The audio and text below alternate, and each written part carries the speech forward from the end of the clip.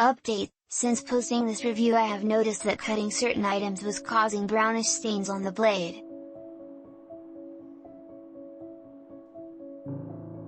I also noticed that if I cut through tape and the glue transferred to the blade, when I would get home to where I could clean this mess I would notice the area of the blade under the glue was clean while the rest of the area had what looked to be a slight darkening or patina. I was under the impression that the blade on this knife were Alsate stainless steel, and I have many knives made of this steel, the Rat 1 and Finn Wolf come to mind, that never had this problem. Just out of curiosity I tried to for patina using similar methods that I have used before on carbon steel, and to my surprise the blade on my Homefront did patina. I also recall that recently CRKT had come into question for releasing a sprint run of Houdaneni, another CRKT Canonian designed knife, that was supposed to be made of S30V steel and turned out not to be the case when customers found their knife to not be S30V at all. I am not sure why the case is here.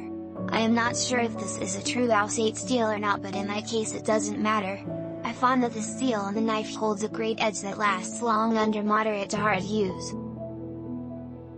I also find the patina to flatter the overall aesthetics of the knife. For me the knife is still worth 5 stars because I was willing to pay the asking price when I knew it was Alsate steel, which is by no means a top quality steel. If I had paid more for an S30V, S90V, or other premium steel and found this patina issue I might raise a fuss, but I was never under the impression that I was getting a super steel, and I paid the $70 price of admission based on the aesthetics of the knife and the takedown feature. However, some of you might insist on the knife being completely stainless, and if this is the case, buyer beware. I will post a picture of my knife with forced patina. I also noticed that the patina morphs day to day, week to week depending on what I cut with it. I personally think it looks amazingly cool, but everyone has their own opinions. This thing is really cool on many levels.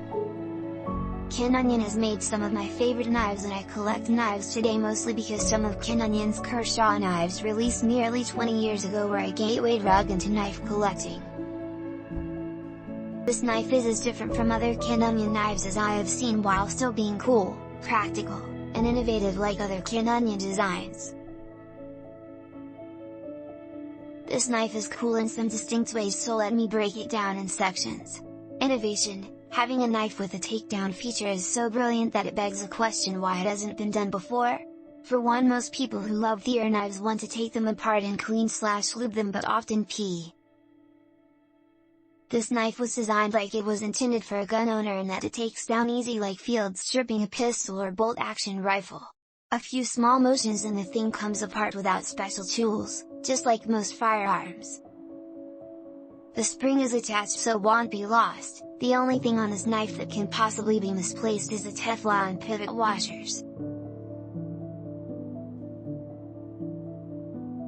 Now anyone can develop a knife that comes apart, but it takes a Canonian to make one that comes apart so easily, goes together so easily, and looks and works great too. Click link in description for more reviews and best price.